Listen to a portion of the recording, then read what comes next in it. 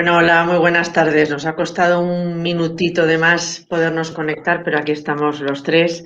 Empiezo por dar las gracias una vez más a la Fundación Villa Cisneros, que hace posible esta conexión.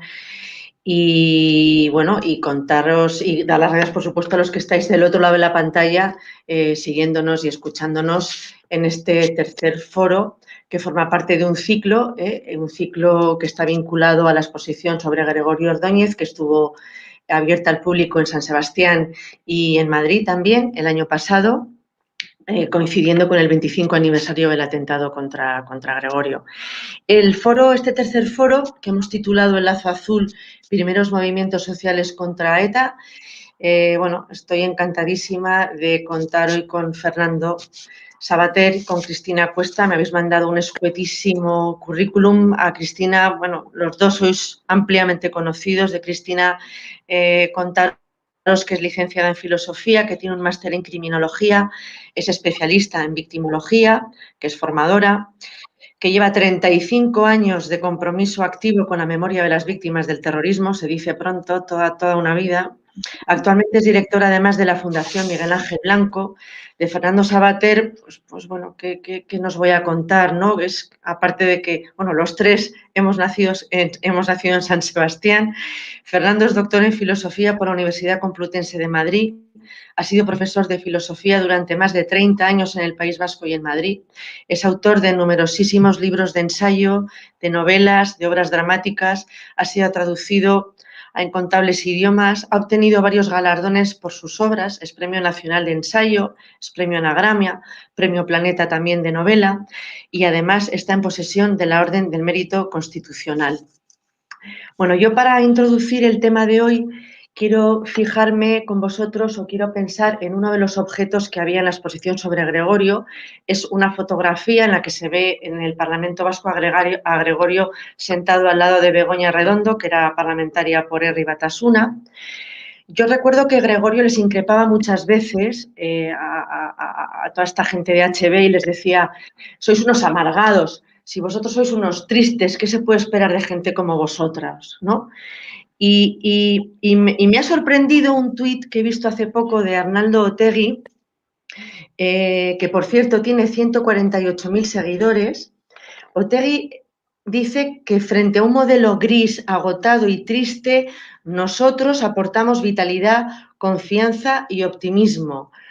Mira por dónde un terrorista hablando de vitalidad y de optimismo y de dejar atrás un modelo triste. Yo me imagino que cuando Otegi se refiere a un modelo triste está pensando en el modelo de las metralletas, en el modelo del tiro en la nuca, en el modelo del secuestro, de la amenaza, que es lo que hemos conocido de todos ellos, porque de lo que estoy segura es de que no ha leído el diccionario filosófico de Fernando Savater.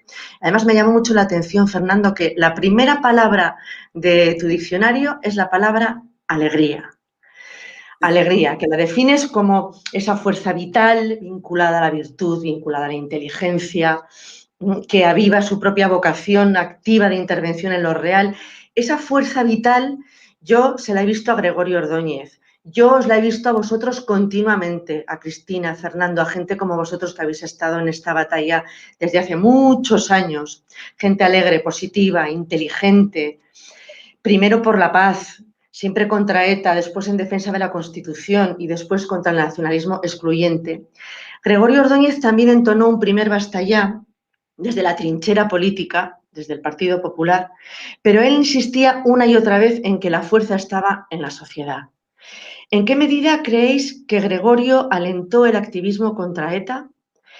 Y si creéis que su asesinato provocó un cambio en el discurso, en el activismo que se hacía contra ETA en el País Vasco. Bueno, buenas tardes, queridos Fernando y Ana. Muchísimas gracias a la Fundación Gregorio Ordóñez, a la Fundación Villa Cisneros. Un placer estar con amigos, con gente a la que admiro tanto, a la que quiero tanto, que tanto me ha enseñado, me sigue enseñando. Y sobre todo, pues ese conjunto de personas, ¿no?, que en toda su profundidad se puede llamar compañero. Y yo viví, bueno, otras muchas cosas, pues por los 35 años y porque una ya tiene sus añitos, en esta lucha viví exactamente el momento en el que el grupo en el que entonces yo actuaba, Denon Artean, empezó a plantearse un cambio de estrategia, también de una manera intuitiva. Y voy a contar una anécdota porque fue tal cual. Nosotros teníamos en el centro de San Sebastián un local y teníamos una amiga, Guruche, una abogada amiga pues entrañable, y que después del asesinato de Goyo, que había conmocionado a la ciudad de San Sebastián, estando pues muy abatidos, ¿no? Porque nos parecía que lo que habíamos estado haciendo hasta ese momento se quedaba corto, recibimos la visita de esta amiga y nos dijo algo bastante parecido a lo que os voy a contar. Tenemos que pasar del silencio a otro tipo de acción.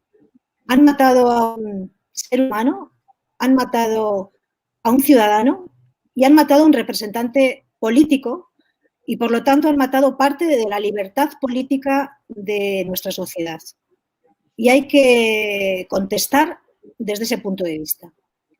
A partir de ese momento, pues los cuantos de siempre y amigos y colaboradores, decidimos publicar, además he estado consultándolo para recordar, ¿no? Y para compartirlo con todos vosotros, pues enviamos un remitido al diario Banco, que yo pensaba que habíamos sido menos, pero que tenía 1000 firmas, pagado por nosotros, y además me ha recordado una amiga muy querida también que, en fin, que hubo un problema para poner las firmas, ¿no? O sea, que no fue con todas las 1000 firmas, sino que no firmó todo el mundo. Y lo interesante de esto era que, aparte de decir que había, bueno, pues por supuesto, la crítica al atentado, que había que pasar a la acción, que nos estaban robando nuestros derechos políticos y nuestros derechos de ciudadanía con este asesinato, íbamos a concentrarnos, y esto es lo importante, yo creo que esta es la primera vez que se realiza, íbamos a concentrarnos frente a la sede de Herri Batasuna, en la calle Urbieta de San Sebastián. Y si firmamos 1000 personas, ese sábado, que además tengo aquí la foto incluso, el 11 de febrero de 1995, se ve bien, ¿verdad? Sí. Voy a ponerla por aquí. Ahí. Fuimos recibidos por Herri Batasuna en su sede de San Sebastián, al grito que también he consultado porque se recogió en los medios de entonces, de basta ya de hipocresía, vosotros sois perros, hablan de paz y torturan y asesinan. Bueno, de allí salimos vivos y ilesos pues, por los periodistas, porque había poca policía, sí había un furgón, pero fue la primera vez, bueno, y como se ve en la fotografía, siempre pues, con nuestras pancartas un tanto naif, el basta ya, ellos con toda la familia macabra, sus gritos de muerte, y el mensaje claro a ellos era producido por el terrible hecho del asesinato de Gregorio Ordóñez y la conmoción que causó y el paso que se empezaba a dar, era exigirles responsabilidades políticas. Era también un poco ingenuamente en aquel momento decirles que se desligaran de ETA, cuando eran lo mismo, ¿no? Y ese fue, creo que, el punto de inflexión de lo que luego vino con otros muchos acontecimientos. Esa es mi experiencia y, por lo tanto, a la pregunta concreta, Ana, por supuesto, el asesinato de Gregorio Ordóñez fue también un antes y después en las respuestas cívicas y políticas en su mejor esencia y definición que empezamos a construir entre todos, pocos, pero yo creo que importantes. Fernando. Sí, bueno, efectivamente, ¿no? Yo continúo un poco lo que ha dicho ya Cristina. Evidentemente, cuando uno está ya, digamos, intentando hacer cosas, primero en plan discreto, ir a una concentración, a lo mejor somos poquitos, o hacer algún pequeño gesto, y poco a poco te vas incorporando, sobre todo cuando ocurre algún hecho que te hace decir, hasta aquí hemos llegado, ahora hay que dar un paso adelante, ¿no? Entonces, efectivamente, lo importante del hecho del asesinato de Gregorio en sí mismo, claro, fue un asesinato, es decir, algo crimen que puede cometer un ser humano que matar a otro. Eso no tiene más vuelta de hoja. Pero efectivamente, como señalaba Cristina, lo importante es que Gregorio no era simplemente un ser humano como todos nosotros. Además de eso, era un representante ciudadano. Es decir, representaba a nuestra ciudadanía. Matar a Gregorio era matarnos en parte a nosotros como ciudadanos, porque nosotros necesitamos esa ciudadanía. No era simplemente cualquier ser humano, que ya es suficiente, en fin, y no hace falta tener un pensamiento muy profundo para saber que hay una hermandad entre los seres humanos y que cada vez que matan a uno, pues de alguna manera todos tenemos que sentirnos concernidos. Pero es que en este caso ya no era una cuestión ética, era una cuestión cívica, política. O sea, el asesinato de Gregorio Ordóñez era ir directamente contra lo que nos constituía como ciudadanos. Era demostrar que no se podía ser ciudadano de pleno derecho en el País Vasco y que si alguien intentaba serlo, simbólicamente se asesinaba a su representante, como diciendo toda tu vida cívica, toda tu vida política no vale nada porque tus representantes pues caen.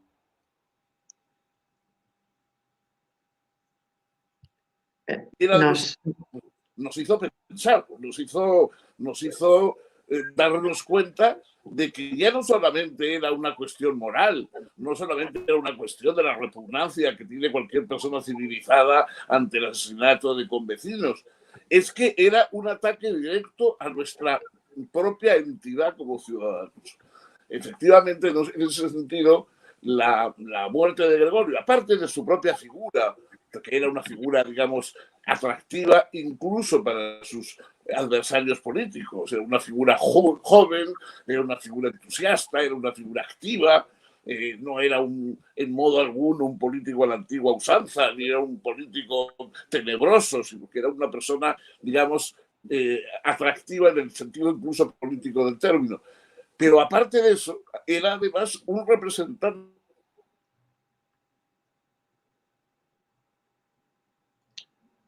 comienzo de la muerte de todos nosotros, de la muerte cívica de todos nosotros, que es el mensaje, naturalmente, que ETA quería mandar. Hay que recordar que esas cosas que dicen la violencia ciega, pero la violencia no era ciega en absoluto. La violencia tenía muy buena vista. Y cuando mataron a Ordóñez, sabían muy bien lo que estaban haciendo y sabían muy bien a quién estaban mandando un mensaje. A todos nosotros, a todos los ciudadanos de San Sebastián y a todos los ciudadanos del País Vasco. No solamente a los votantes directos de Gregorio, sino a todos los que participaban en la democracia en el País Vasco, representada en...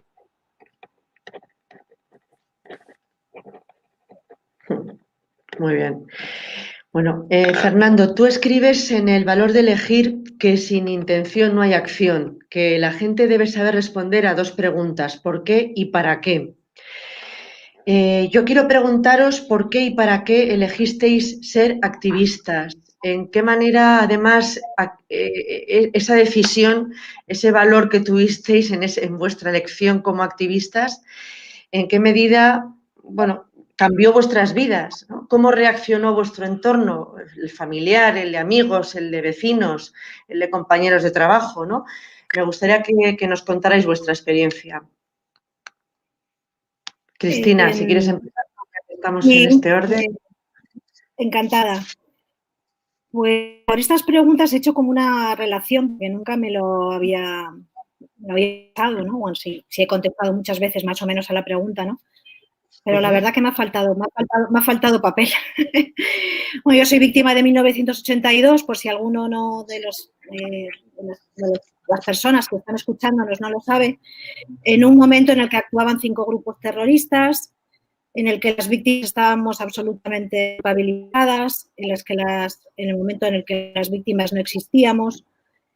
Y después del asesinato de mi padre en San Sebastián, en aquel momento, bueno, pues solventado más o menos, ¿no?, el tema familiar y, bueno, pues desde el cambio que los miembros de mi familia tuvimos que tomar, el rumbo diferente que tomaron nuestras vidas, por supuesto, como tantas y tantas familias, yo sentí una sensación, pues, de impotencia terrible, porque las víctimas no estábamos ni se nos esperaba en ningún lugar, porque mataban semanalmente, porque las calles eran de los violentos, y me sentía muy hastiada, muy impotente.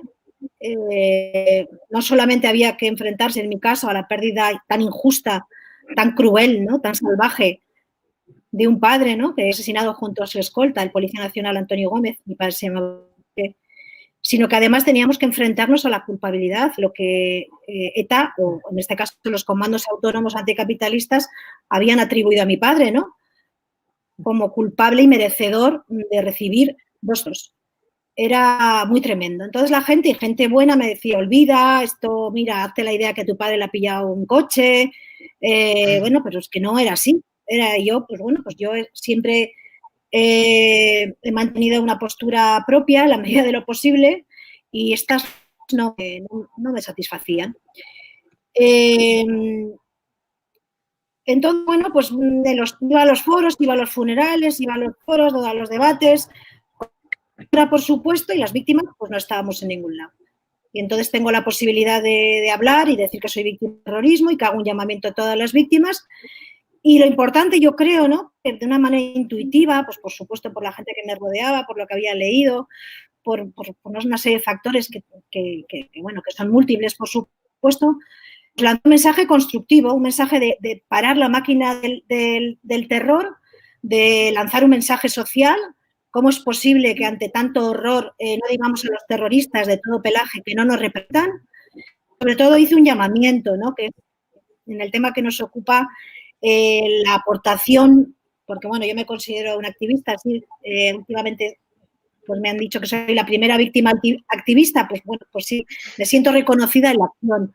Yo decidí de correos, por simplificar, entrevistarme con las personas que habían escrito a ese apartado de correos, decir yo sola no hago nada, te necesito, hay que tomar algunas decisiones.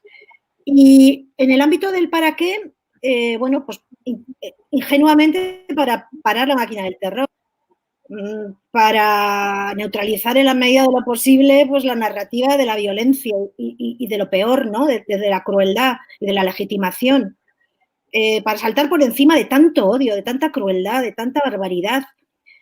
Bueno, la gente se adaptaba a vivir así, ¿no?, como nosotros lo conocemos bien, que somos ciudadanos vascos, ¿no? Y a mí eso me indignaba profundamente.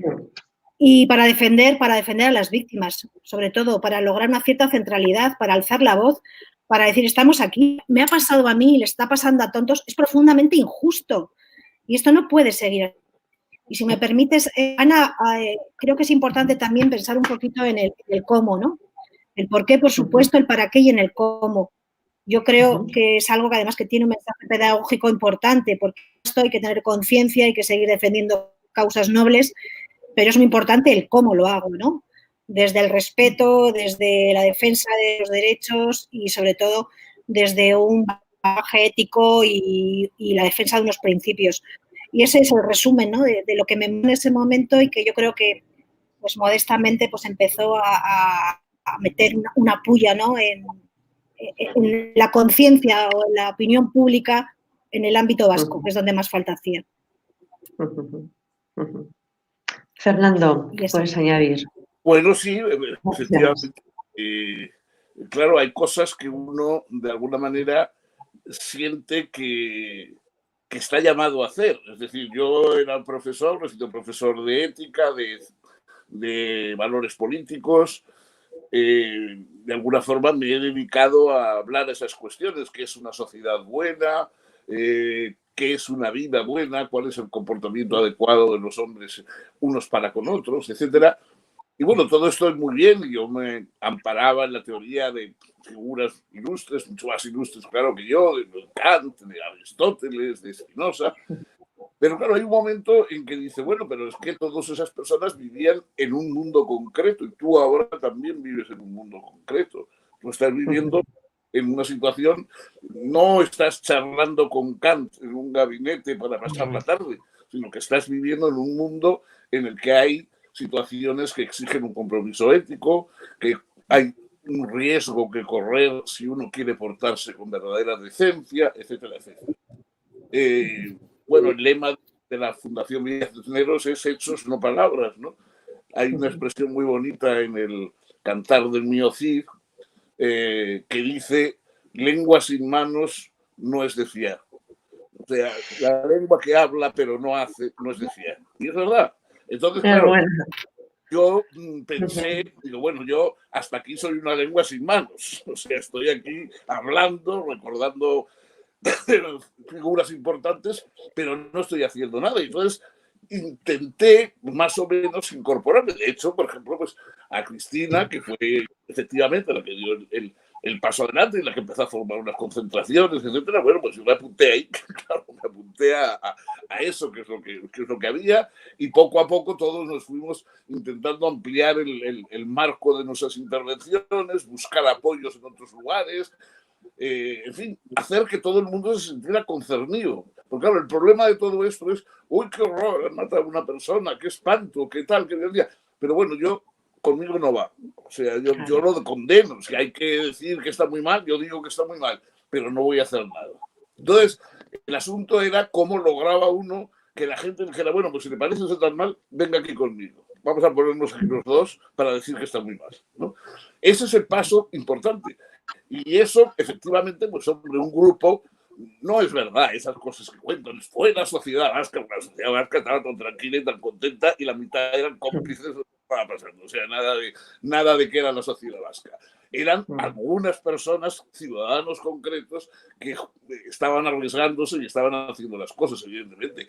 Claro que poco a poco ese número fue aumentando, sobre todo pues porque de alguna manera, digamos, casi hubo un momento en que casi se puso de moda, por decirlo, bueno, a partir del asesinato de Miguel Ángel Blanco, etcétera.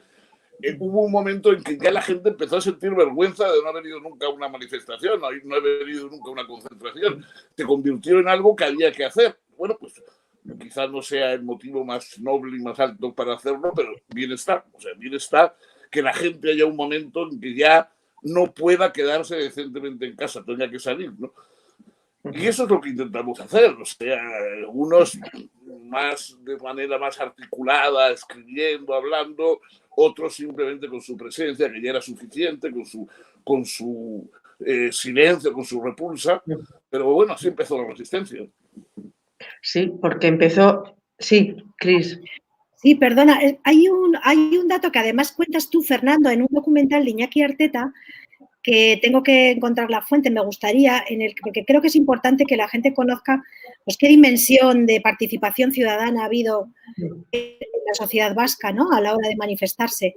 Y me quedé con ese dato que tú aportaste, Fernando, en ese documental de Iñaki, que pues, comentabas que solamente 3 de cada 10 vascos se habían manifestado alguna vez en contra de ETA.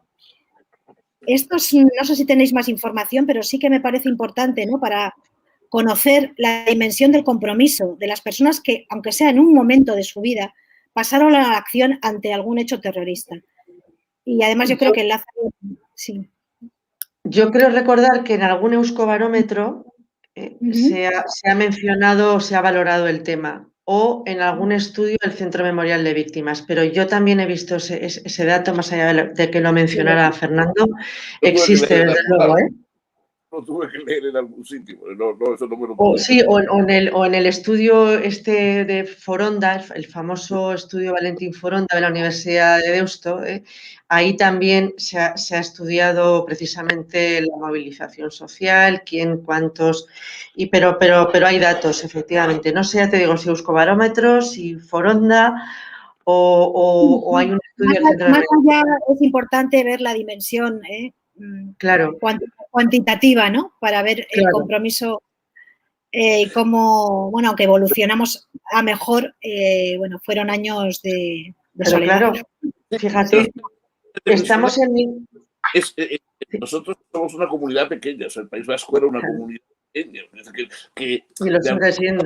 Las cosas nos tenían que afectar, no es lo mismo que le asesinen a alguien en Manhattan que lo asesinen en San Sebastián, ¿no? Es que de repente allí nos conocemos todos, nos cruzamos, salimos por la mañana y nos cruzamos 3 veces por la calle. Entonces, verdaderamente, hombre, no incorporarse a eso, sobre todo en cosas que no tenían, digamos, un especial riesgo, peligro, porque no es verdad que hay gente pues, que, bueno, tiene miedo, vaya, para eso están los terroristas, para dar miedo. Entonces, claro, tampoco vamos a pedir a la gente que todo el mundo sea héroes, no, pues no son héroes, pero cosas incluso que no hacía falta ser héroe, ir a una esquina, ponerse con un grupo, tal y cual.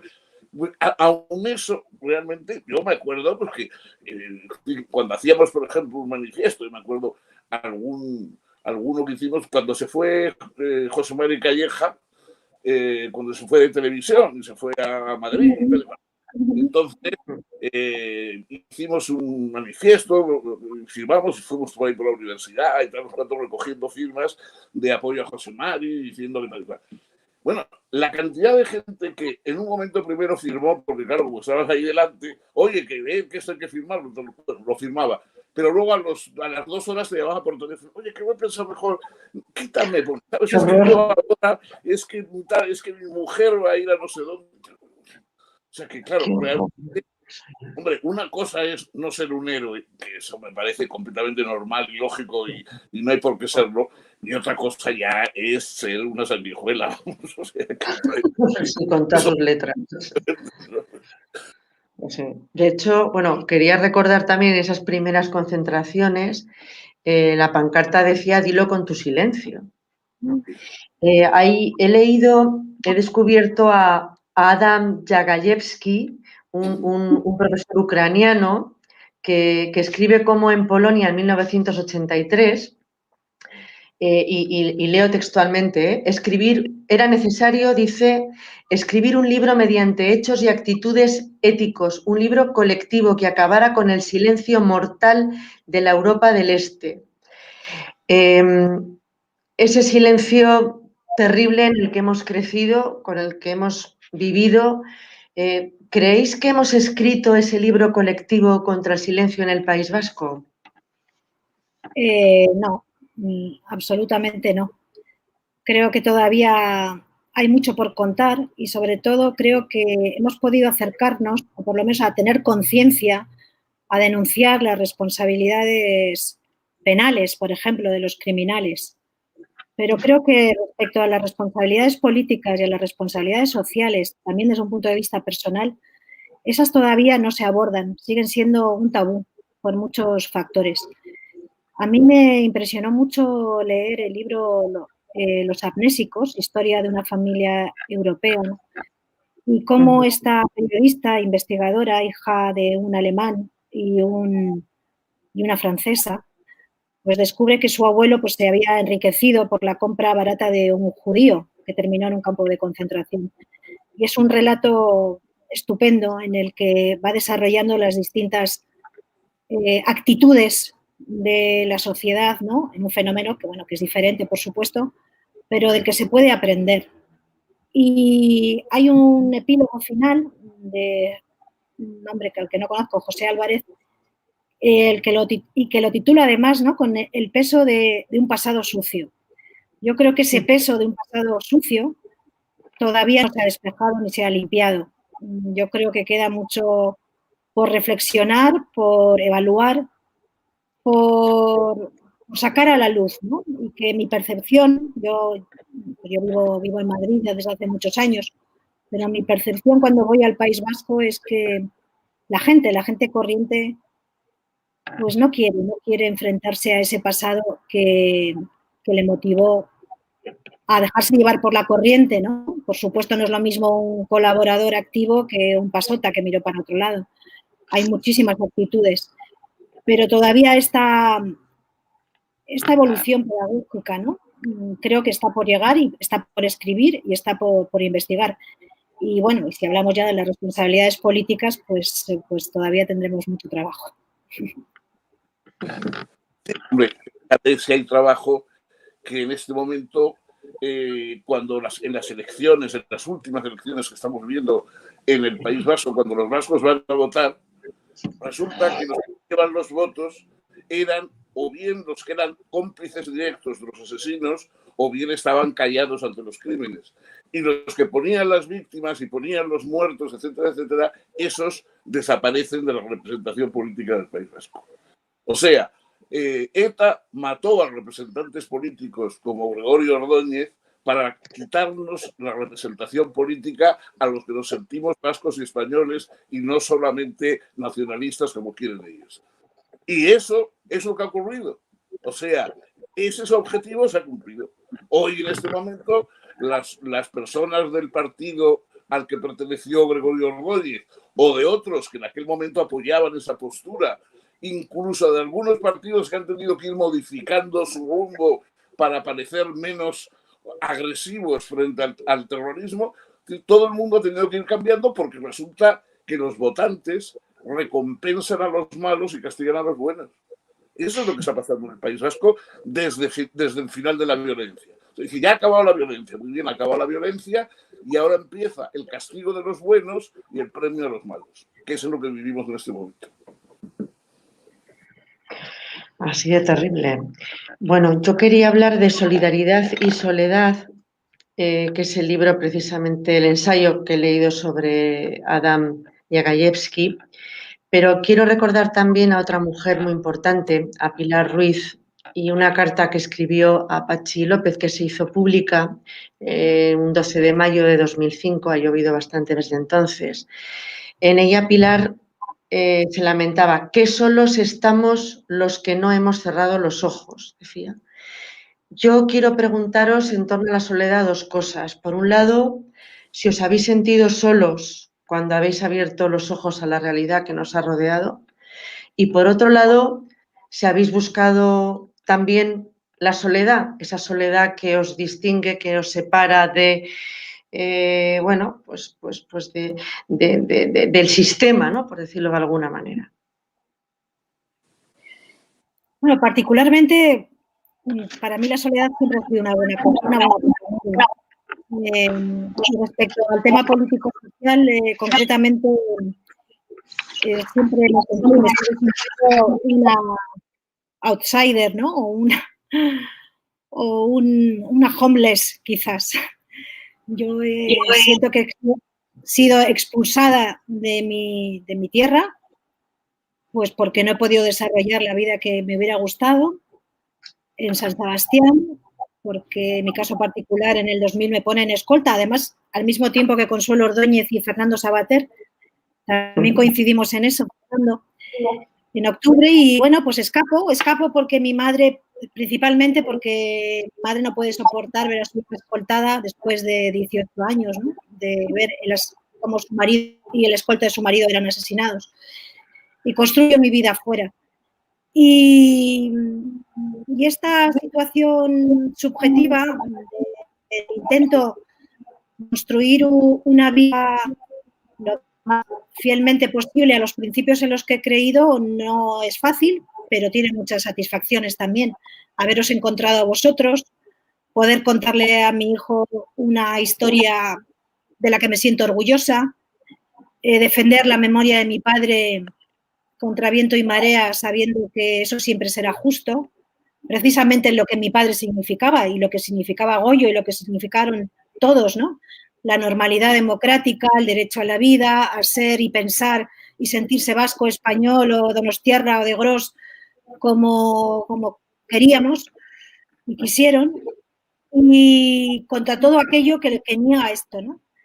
Y entonces esto yo creo que es el precio que se paga, una pequeña soledad, porque yo siempre fui consciente que no iba a mover a las masas, porque me di cuenta de cómo funciona el ser humano pronto, aunque quizá en el primer momento, ingenuamente, cuando empezamos a concentrarnos y a crear grupos, sí pensé que esto era el principio muy rápido de un cambio definitivo y un final del terrorismo, pero luego pues me di cuenta que no. Y sobre todo la satisfacción personal es lo que te acompaña más, ¿no? Yo me quedaría con cosas muy sencillas, teneros a vosotros, tener a los compañeros, tener a la gente maravillosa que he conocido y tener la conciencia pues tranquila. Y con eso yo creo que es suficiente. Sí, el problema a veces no es solo quedarte solo, ¿no? Es decir, que efectivamente, si estás trabajando en un sitio como una universidad, etcétera, etcétera, pues te das cuenta de que en los momentos más de atentados, etcétera, etcétera, cuando iba al bar de la facultad, al cual a todos los bares he sido siempre muy aficionado, iba al bar de la facultad y entonces notaba que la gente se iba hacia una esquina y hacia la otra y me dejaban ahí en el centro por si acaso. Podía ser que en ese momento vinieran. Y bueno, la gente cuando te quería decir algo aceptable o cariñoso, pues se lo decía en voz baja. Es una vergüenza. Esto es una... Y uno decía, bueno, pero oye, que lo hagamos todos, ¿no?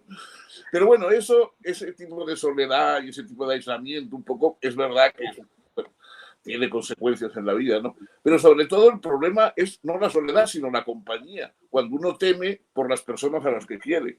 O sea, yo realmente estaba mucho más preocupado por Sara, por mi mujer. Yo afortunadamente no tenía a mi hijo viviendo allí con nosotros, estaba fuera en Madrid, pero claro, si lo hubiéramos tenido allí, pues esas cosas son las que te convierten en... O sea, uno dice, bueno, yo hago lo que quiero, me arriesgo, pero ¿qué derecho tengo yo a incluir a otras personas en este planteamiento y hacer que quizás sobre ellos vaya a caer también el peligro, ¿no? Entonces, bueno, ¿verdad?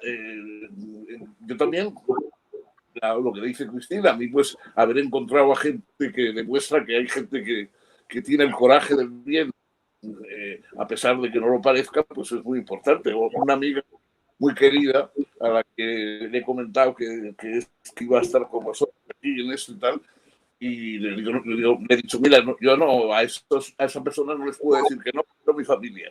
Ellos son mi familia. Si me llaman, voy a estar ahí siempre, ¿no? Y es verdad, es que nosotros hemos llegado a formarnos otra familia con los amigos, con los compañeros, con las personas que hemos sufrido juntos.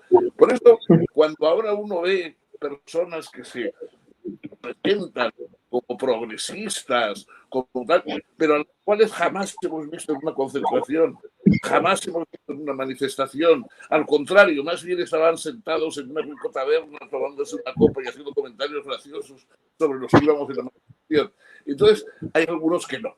Ya, o sea, el cuento de que los progresistas estaban con los criminales y en cambio los fascistas estábamos aguantando los tiros, eso ya no nos lo creemos. Y me parece que hay que empezar a decirlo claramente, que ese cuento, la eficacia política de ese cuento se ha acabado. Desgraciadamente todavía en el País Vasco funciona, pero yo creo que ya en el resto de España ya no va a funcionar. Cristina, ¿qué querías decir? Sí, yo sí añadiría una soledad que siento que tiene que ver con mi compromiso ciudadano político. Yo creo que he sido expulsada también, incluso simbólicamente, de mi tierra a la hora de defender la libertad de sentirme vasca y española. Yo creo que esto sigue sin ser aceptado, ni ser respetado, ni ser tolerado en el ámbito vasco. Por supuesto, esto es una reflexión de brocha gorda, pero sí siento esa soledad que tiene que ver con la reflexión de haber estado años defendiendo la Constitución, el Estatuto, los derechos de ciudadanía y ser expulsada por aquellos que se benefician y siguen beneficiándose de esa Constitución, de ese Estatuto, de esos derechos, ¿no? Y entonces para mí eso me produce una contradicción y una soledad y cierta tristeza, ¿no? Pues porque, como bien sabe Fernando y tú, por supuesto, Ana, estuvimos muy cerca, ¿no? de conseguirnos en el 2001, nos quedamos en la puerta de vencer el nacionalismo obligatorio, vivimos la experiencia maravillosa del Cursal también, de ese acto, fijaros, ¿no? Visto desde hoy, y Fernando, ¿no? Con Nicolás Redondo, imaginaros, visto desde lo que pasa últimamente, y Jaime Mayor Oreja, y conseguir una narrativa constitucional. El primer matrimonio homosexual que hubo, nos juntaron. Entonces eso lo vivo pues y cada acontecimiento me hace profundizar más en este sentimiento últimamente, pues bueno, por todo lo que está pasando, con cierta tristeza, ¿no? Con cierta tristeza de lo que pudimos haber conseguido, que eran nuestros derechos a ser vascos y españoles como nos diera la gana, y eso no lo hemos conseguido. ¿Creéis que, bueno, esa soledad y esa tristeza que provoca además por lo que sucede en el País Vasco, por sus instituciones, ¿creéis que eso se repite también a nivel europeo? He leído, Fernando, cuando recibes el premio Sájarov en el año 2000, en tu discurso les pides a los europarlamentarios que visiten el País Vasco, que vengan a conocer las calles, los bares, las escuelas, las plazas, y pides su ayuda y dices para luchar contra esa lacra a toda la Europa democrática. Yo no sé si Europa llegó a hacer esa visita, si os habéis sentido también solos dentro de Europa. Recientemente, Fernando, dices, cuando se ha cumplido precisamente el 20 aniversario de este premio, que hoy no lo recibiríais ni en España ni en Europa. ¿Por qué? Bueno, porque efectivamente la idea de que esos guerrilleros, digamos, que había todavía en Europa, estaban luchando por libertades y tal, y que los demás éramos, en cambio, los represores. Bueno, esa idea en aquel momento todavía, o sea, ya la tenían en la cabeza algunos, pero no se había abierto paso del todo. Cuando fuimos a recibir el premio Sájarov, allí tuvimos debates con algunos que todavía veían, bueno, algunos nos preguntaban si los vascos teníamos todos el mismo tipo de ADN y cosas por el estilo, ¿no? O sea, yo cuando me preguntaron lo del ADN le dije, ¿usted qué quiere decir? Que en el País Vasco, en vez de elecciones, vamos a hacer análisis de sangre. Pero bueno, eso todavía eran extravagancias, etcétera. Pero desgraciadamente, esa idea de que estos grupos extremistas tienen respaldo, pues bueno, está ahí. O sea, en este momento el gobierno de este país, de España, se apoya en los grupos extremistas que en aquel momento estaban persiguiéndonos y hostilizándonos. En el Parlamento hay grupos que, digamos, persiguen más cualquier declaración que suele a islamófoba, aunque no sea más que simplemente prevenir contra movimientos como el yihadismo, etcétera, que luchar realmente contra esos movimientos. O sea, la preocupación sigue siendo lo malos que son los policías que piden el carnet de identidad y no el señor que se esconde y va a pegarte un tiro. Y eso, desgraciadamente, ha ganado mucho terreno, ha ganado, en fin, ha ganado peso. Y en este momento, ya en aquel entonces hubo bastante oposición a que nos dieran el premio a Basta Ya. Probablemente hoy no lo hubiéramos conseguido. Y desde luego, si en esta España de hoy, de Pedro Sánchez y compañía, pidiéramos un premio como Basta Ya para el grupo de los que hemos resistido, evidentemente no nos lo darían. O sea que en ese sentido, no hemos avanzado en seguridad. Ya afortunadamente podemos salir a la calle sin miedo a encontrarnos al criminal en la esquina, pero en el sentido de aceptación política, de educación pública, porque claro, a mí como educador, yo me he dedicado a educar toda la vida, entonces como educador me preocupa que esos mismos que están defendiendo disparates en el Parlamento, etcétera, estén educando a nuestros hijos. ¿Qué va a salir de ahí? ¿Qué de bueno podemos esperar de generaciones que han sido educadas en una historia falsa, en una memoria falsa de lo que ocurrió con el terrorismo, etcétera? Eso me parece que es lo grave. El otro día, incluso en el último foro, Gemma Barona comentaba que los estudiantes, los universitarios, la gente joven, no tienen ni idea de lo que es una víctima del terrorismo y que la única idea que pueden tener es la que obtienen a través de Internet, a través de las redes sociales, que es una idea totalmente deformada además, ¿no?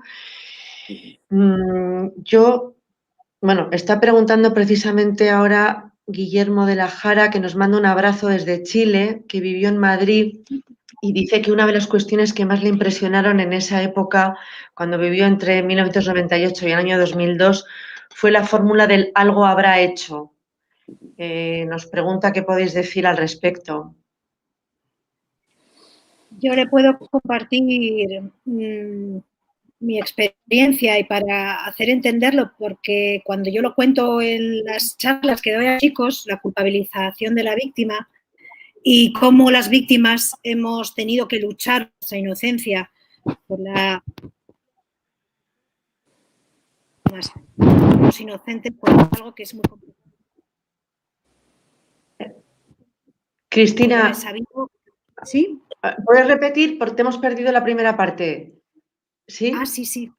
¿Ahora mejor? Sí, ahora muy bien. ¿Mejor? Sí, decía que yo les cuento a los jóvenes, cuando voy a dar charlas a los centros educativos, que algo tan obvio como la inocencia de todas las víctimas del terrorismo ha sido una lucha en un largo camino que se consigue de forma masiva pues con Miguel Ángel Blanco, pero que durante muchísimos años las víctimas éramos culpabilizadas.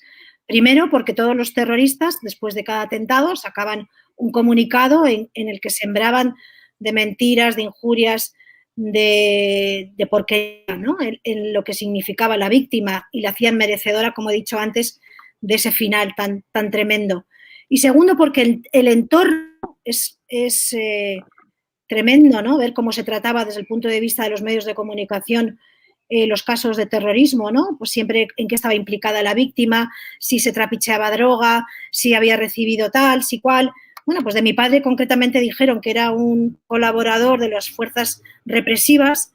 Yo al mes siguiente entro a trabajar en Telefónica, justamente al mes del asesinato de mi padre, y la gente con los de mi padre, que no tenían nada que ver, eso creo yo, con la violencia terrorista, me preguntaban, ¿pero tu padre en qué andaba metido? ¿Pero tu padre qué hacía tu padre? ¿Pero por qué tu padre? ¿El por qué, no? Y entonces yo tengo que reconocer que en un primer momento también me lo pregunté. O sea, yo también tuve mi propio proceso hasta que me di cuenta que era la injusticia del hecho y la inocencia de mi padre estaba por encima de todo, ¿no? Y eso ha sido un largo proceso. El algo habrá hecho era una estrategia de extensión de la legitimación del crimen a la sociedad para intentar anular conciencias. Yo recuerdo el caso y me ha venido a la cabeza pues, de una monjita a la que queríamos mucho, que siempre a las concentraciones, que cuando mataron a una persona a la que ETA, comillas, acusaba de traficante, pues nos dijo que no podía venir a la concentración. Pues porque no, porque la droga estaba muy mal. Este tipo de planteamientos, de forma de pensar, han sido asumidos durante muchísimo tiempo por parte de la sociedad vasca, bueno, por una inmensa mayoría, diría yo, ¿no? Y de hecho yo puse en Zorroaga, la facultad de Sabater, con el que no pude coincidir porque él iba al diurno y yo iba por la noche, vi un Gora ETA en la universidad. Bueno, como bien sabe Fernando, había muchas pancartas y muchas pintadas de este tipo. Y yo escribí tímidamente, mirando para uno y para otro, en los mediados de los 80, escribí, y si matan a tu padre, escribí allí. Y al tiempo ya me contestaron, y me contestaron con un algo habrá hecho. Pena de no tener un móvil y no haber guardado. Qué fuerte. Pero eso ocurría en la universidad, ocurría en las calles, le pasaba por la cabeza a una monjita y en eso vivíamos, ¿no? Pues porque son grandes publicistas, ¿no? Los terroristas. Entonces vivíamos en esa necesidad de recuperar esa inocencia y que todo el mundo entendiera que todo el crimen, independientemente de quién fuera la víctima, era profundamente justo. Claro, porque evidentemente la idea esta de que de matar víctimas inocentes, oiga, todas las víctimas son inocentes.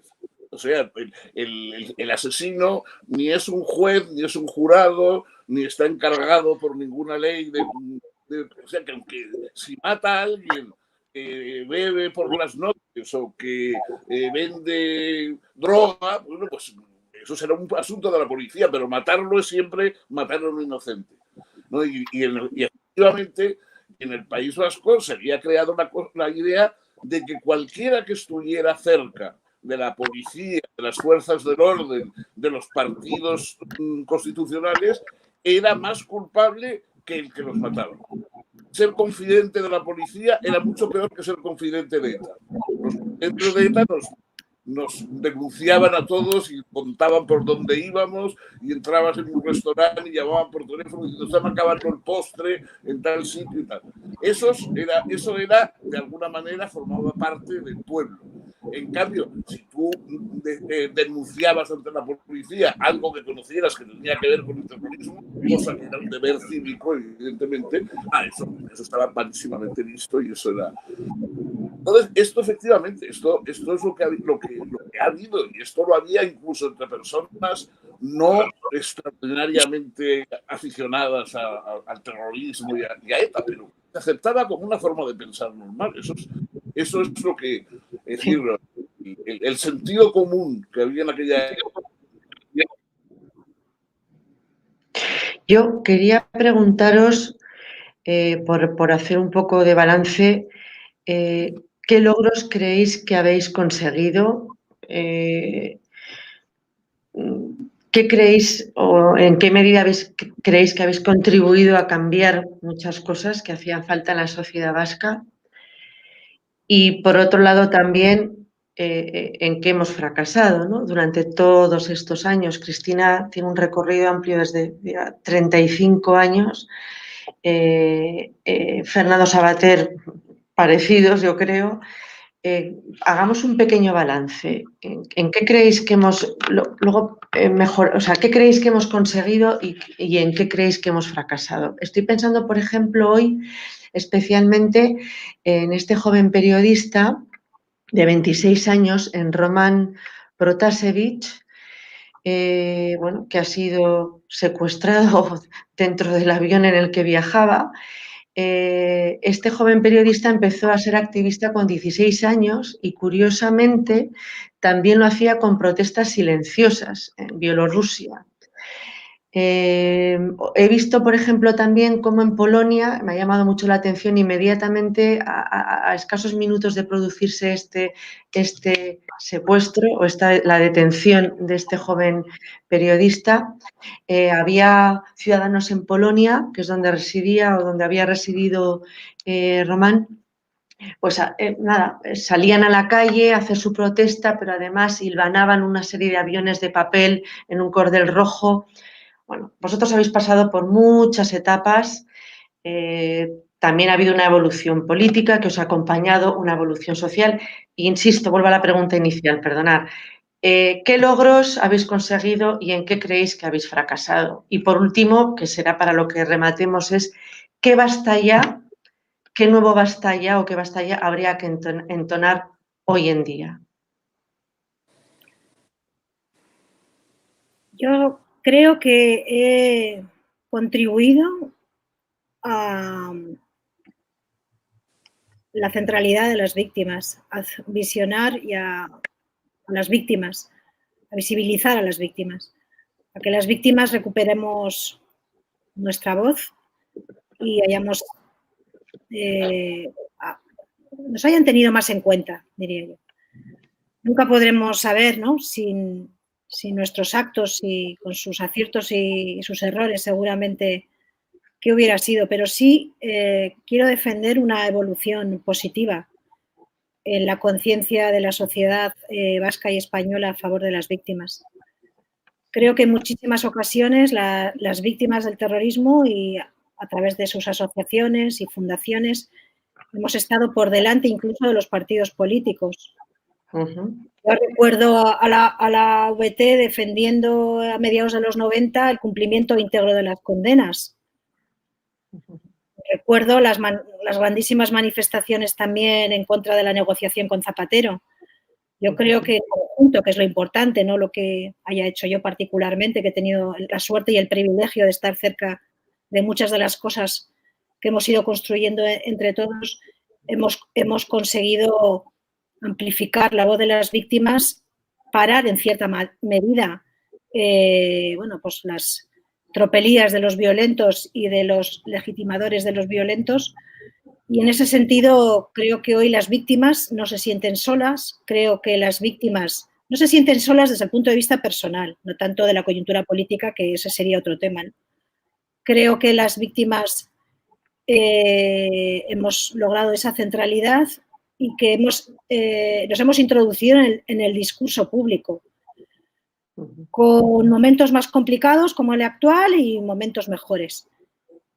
Desde lo que todavía queda por conseguir, creo que algo fundamental, ¿no?, que es una una justicia para las víctimas desde el punto de vista político y desde el punto de vista social. Todavía hoy, para nuestra desgracia y para nuestra vergüenza como sociedad, hay partidos políticos que tienen muchísimo poder, tanto poder como que arropan y legitiman al gobierno de España en estos momentos, que no critican tantos crímenes cometidos, tanta injusticia ocasionada. Creo que el discurso político actual tiende al blanqueamiento de ETA y la historia de ETA, y al mismo tiempo también percibo que hay necesidad de saber, de investigar, y que hay proyectos, que hay iniciativas que quieren pasar a limpio lo que hemos vivido y lo que hemos sufrido. Y como soy de natural positiva, creo que aunque hay mucho por hacer, hemos conseguido una cierta decencia como víctimas a la hora de defender lo que es obvio, ¿no? Es el derecho a existir, el derecho a opinar y el derecho a sentirnos políticamente como deseemos. Bueno, yo creo que efectivamente ha habido personas como Cristina, como tú, Ana, etcétera, que yo creo que podéis enorgulleceros de que habéis hecho cosas verdaderamente extraordinarias, ¿no? Es efectivamente sacar a las víctimas del pozo de olvido y de resignación y ponerlas un poco en el centro del discurso. Eso me parece un gran logro y un logro que hay que seguir defendiendo.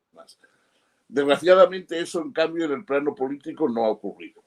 O sea, en el plano político no hemos logrado que los partidos constitucionales, etcétera, adopten o ocupen el papel que deberían ocupar en sitios como en el País Vasco. Al contrario, hemos visto recompensados otros partidos. Bueno, pero en este momento la gente más o menos olvida que, por ejemplo, partidos como Podemos no surgen en el 15M, como dicen algunos, surgen en la Facultad de Políticas de Madrid de los grupos de estudiantes próximos a ETA.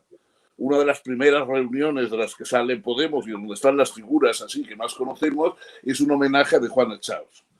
Es decir, esa gente, los que hacían los homenajes a de Juana Chaos mientras los demás estábamos escondiéndonos para que no nos mataran los amigos de Juana Chaos, esa gente no solamente no ha perdido la apuesta política que hizo, sino que al contrario, está en el gobierno, está en los puntos de influencia, digamos, han pasado a ocupar el lugar de los buenos, de los que no crispan.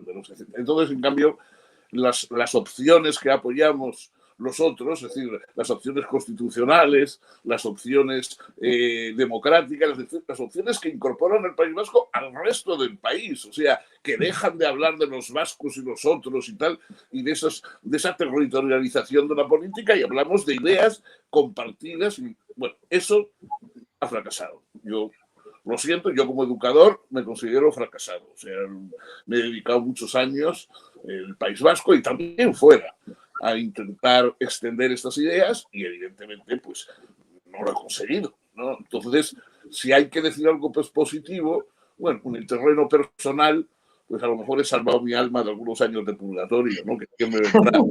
No está mal, oye. ¿Quién me vendrá? Pero fuera de eso, realmente yo he conseguido poco. ¿Y qué basta ya gritaríais hoy? Yo discrepo, Fernando, si me permites. Yo creo que bueno, ha sido un referente para muchísima gente. O sea, sí. Ha sido un referente, un bastión, un faro, ¿no? Yo me acuerdo de tu artículo en los 80, Rentistas de la Tortura, y una de las personas que me motivó a mí a salir a la calle fuiste tú. Y a otra gente que tú eres consciente. Lo que pasa es que eres muy a muchos. Entonces, bueno, pues tu papel en Basta Ya, bueno, quiero que, en fin, que no es todo lo que quisimos y desde luego hay muchas lagunas, por supuestísimo, pero creo que hemos dado ejemplo y hay que verlo así. Y es un ejemplo además que cuando las víctimas van a los centros, y ahora hay muchas víctimas que van a los centros escolares, siguen dando ejemplo y hay que confiar. A lo mejor no tenemos la dimensión en una vida de verlo. ¿Creéis que haría falta un Basta Ya hoy en día? ¿Creéis que hay gente joven dispuesta a ¿Hay activistas de nueva generación? Los hay en otros ámbitos, pues no hay más que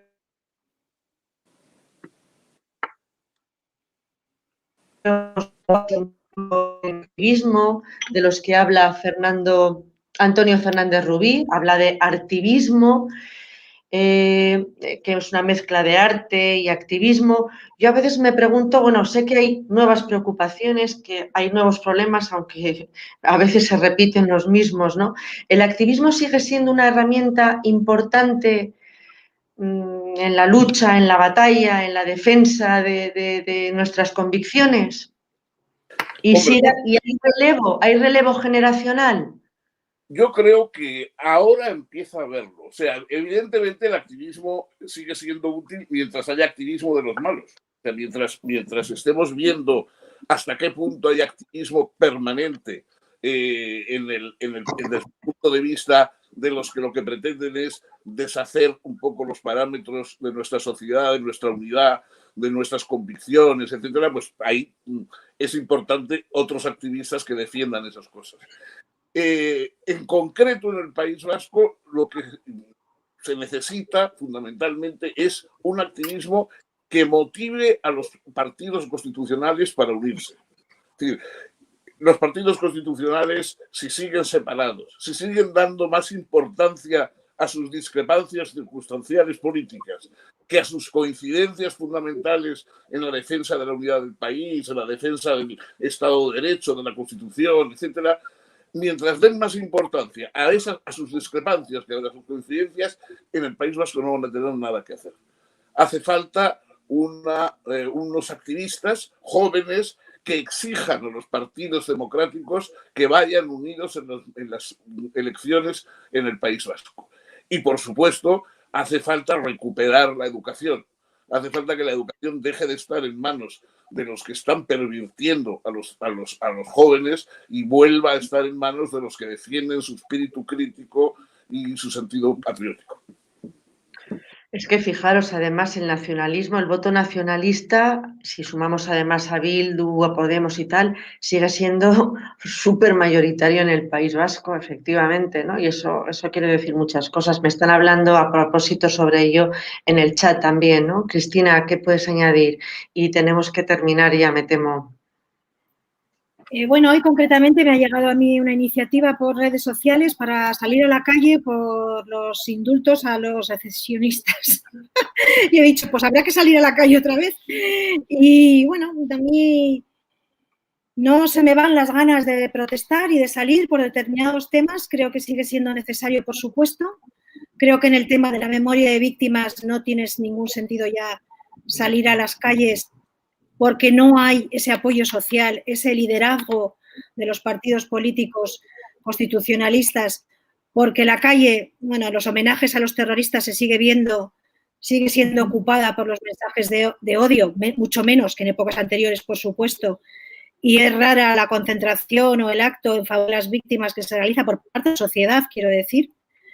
Y en todo caso tendríamos que salir a defender la justicia todavía, ¿no? Todos los casos que están sin resolver, toda la impunidad que tiene que ver con la legitimación social, cómo es posible que no se le exija un recorrido ético-político a los partidos que todavía no critican el tiro a la nuca. Por supuesto que temas hay muchos temas. Lo que sí percibo es que nuestro mundo social, pues está un tanto desinflado, lógicamente, ¿no? Sí se hacen cosas, pero creo que necesitamos un relevo generacional también y yo confío en que haya jóvenes que sigan creyendo que defender la memoria de las víctimas tiene sentido, aunque no se vuelvan activistas, pero esa es mi línea de trabajo en estos momentos y mientras pueda conectar con un joven que entienda el significado de lo que las víctimas hemos aportado y nuestro comportamiento ejemplar, pues yo sigo pensando que hay un recorrido. Bueno, gracias a los dos, Fernando, Cristina, los dos además fuisteis premio de la Fundación Gregorio Ordóñez. Yo os estoy personalmente agradecidísima siempre, habéis sido ejemplo para mí siempre. Fernando ocupa un lugar en mi corazón y en mi librería. Cristina es una gran amiga y un apoyo importantísimo en mi vida.